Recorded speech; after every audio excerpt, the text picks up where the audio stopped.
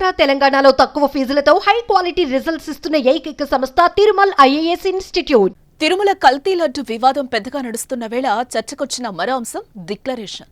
శ్రీవారి దర్శనానికి జగన్ వెళ్తానని ప్రకటించిన సమయంలో డిక్లరేషన్ ఇవ్వాలని కూటమి నేతలు డిమాండ్ చేశారు. టీటీడీ కూడా అదే కోరడంతో పొలిటికల్ హీట్ నడిచింది. కానీ సడన్ గా జగన్ వెనకడుగేశారు. వేరే కారణాలు చెప్పి తిరుమల పర్యటననే క్యాన్సిల్ చేశారు.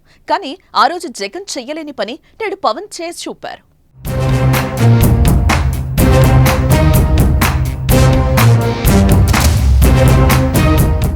టీటీడీ నిబంధనల ప్రకారం తిరుమలకు అన్యమతస్థులు వచ్చినప్పుడు ఖచ్చితంగా అఫిడవిట్ సమర్పించాలి. హిందువులు కానీ వ్యక్తులు అన్యమతస్థులు తిరుమల శ్రీవారి ఆలయంలోకి ప్రవేశించాలంటే ముందుగా డిక్లరేషన్ ఫారంపై సంతకం పెట్టాల్సి ఉంటుంది.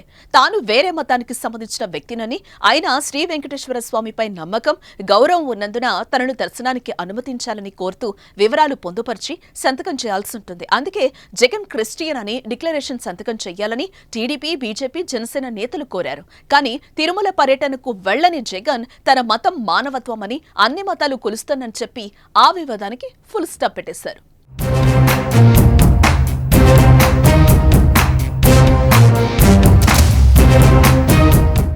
కట్ చేస్తే ప్రస్తుతం తిరుమలలో పవన్ పర్యటన కొనసాగుతోంది. ప్రాయశ్చిత దీక్ష విరమించే కార్యక్రమంలో భాగంగా ఆయన కాలినడకన తిరుమలకు చేరుకున్నారు. పవన్ తో పాటు తన ఇద్దరు కుమార్తెలు ఆద్య, పొలెన అంజనా కూడా తిరుమల శ్రీవారి దర్శనానికి వచ్చారు.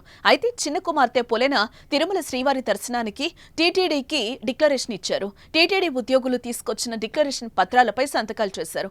ఆమె మైనర్ కావడంతో తండ్రిగా పవన్ కళ్యాణ్ కూడా డిక్లరేషన్ పత్రాలపై సంతకాలు చేశారు.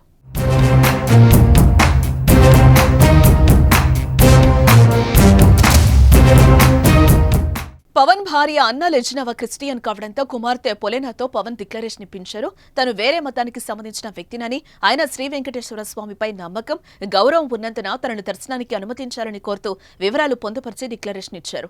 ఈ విషయం ఇప్పుడు హాట్ టాపిక్ గా మారింది. డిక్లరేషన్ వివాదం నేపథ్యంలో జగన్ ఏకంగా తిరుమల పర్యటనే రద్దు చేసుకుంటే పవన్ కళ్యాణ్ తన కూతురుతో డిక్లరేషన్ పై సంతకం చేయించడం, తండ్రిగా తాను సంతకం చేయడం రాజకీయంగా చర్చకు దారితీసింది.